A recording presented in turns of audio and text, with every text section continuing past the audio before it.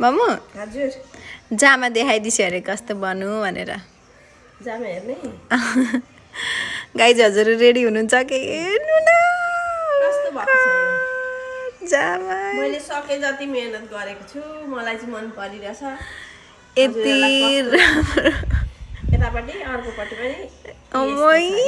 हेर्नु न खुर्का पनि लगाइदिएको छु यो बान्ने छ यहाँ ए भगवान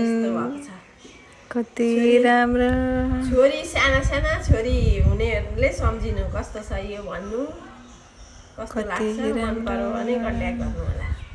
हेर्नुहोस् न गाइज डिजाइन हेर्नुहोस् डिटेल्स हेर्नुहोस् मैले एकदम मेहनत गरेको छु एकदम ढिलो हुने रहेछ बुट्टा बनाउने भएको ढिलो ढिलो नि मेहनत हो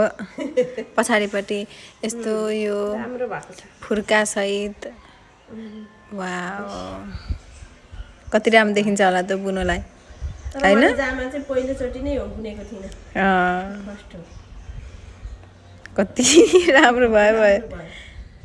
राम्रो भयो